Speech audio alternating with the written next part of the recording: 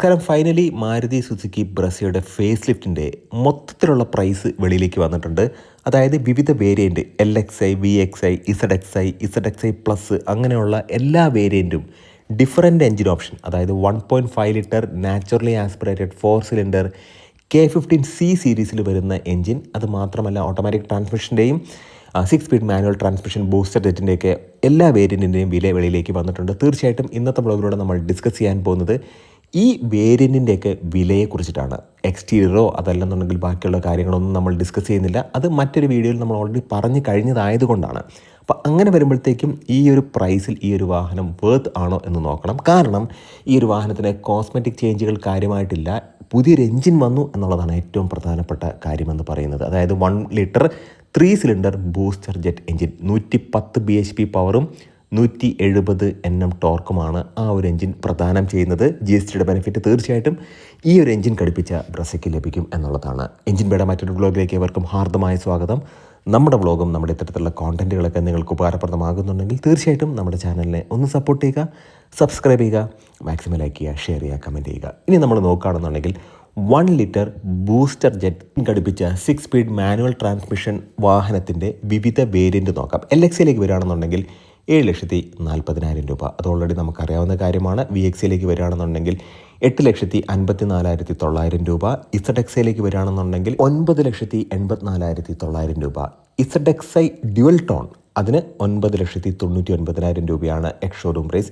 ഏറ്റവും top end ആയിട്ടുള്ള variant നമ്മൾ നോക്കുകയാണെന്നുണ്ടെങ്കിൽ ZXi പ്ലസ് എന്ന് പറയുന്ന വേരിയൻറ്റിന് 11,15,900 രൂപ. ഇനി ZXi പ്ലസ് DAT എന്ന് പറയുന്ന വേരിയൻ്റ് ആണെന്നുണ്ടെങ്കിൽ 11,31,500 രൂപ. ഇനി manual transmission 1.5 litre naturally aspirated 4 cylinder K15C സീരീസിലുള്ള ആ ഒരു എൻജിൻ വെച്ചിട്ടുള്ള LXi വേരിയൻറ്റിന് 8,29,900 രൂപയാണ് എക്സ് ഷോറൂം പ്രൈസ്. അതിൻ്റെ ജസ്റ്റ് മുകളിലുള്ള ഏറ്റവും കൂടുതൽ ആളുകൾ വാങ്ങാൻ പോകുന്നൊരു വേരിയൻറ്റും അത് തന്നെയായിരിക്കും. VXi എന്ന് പറയുന്ന വേരിയൻറ്റ് നമ്മൾ നോക്കുകയാണെന്നുണ്ടെങ്കിൽ 9,20,900.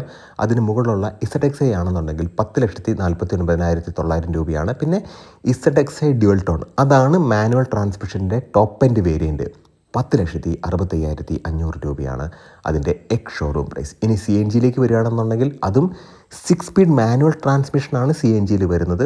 എല്ലാത്തിലും 6 സ്പീഡ് മാനുവൽ ട്രാൻസ്മിഷൻ തന്നെയാണ് വരുന്നത്. അതിൻ്റെ ബേസ് വേരിയൻ്റ് ആയിട്ടുള്ള LXi 9,29,900 രൂപ. VXiലേക്ക് വരികയാണെന്നുണ്ടെങ്കിൽ 9,99,000 രൂപ. ഇനി ZXiലേക്ക് വരികയാണെന്നുണ്ടെങ്കിൽ 11,50,000 രൂപയാണ് അതിൻ്റെ എക്സ് ഷോറൂം പ്രൈസ്.